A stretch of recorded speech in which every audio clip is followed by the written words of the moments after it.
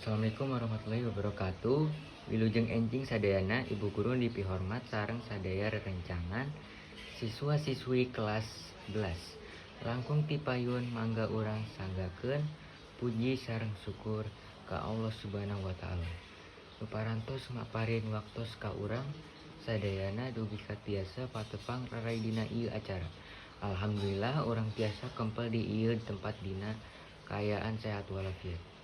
Para warga anu dipihormat, dina ieu waktos simkuring bade ngadugikeun kumaha pentingna hirup sehat kanggo urang sadayana. Yuyu jeung hadis Rasulullah Subhanahu wa taala, kabersihan teh sabagian tina iman.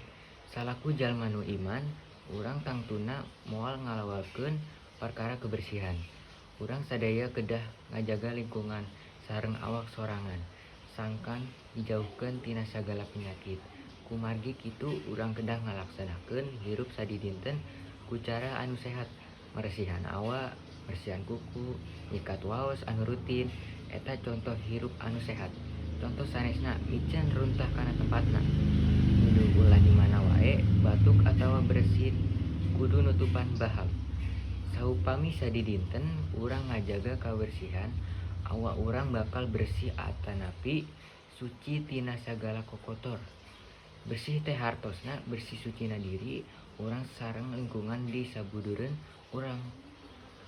Urang kedah mika cinta kana kabersihan, sangkan hateu urang geus suci sareng bersih. Hadirin sadaya, cekap sakitu nu kapihatur pamungkas ti abdi. Bilih aya basa anu kirang entep seureuna atanapi kecap anu kirang mereunah.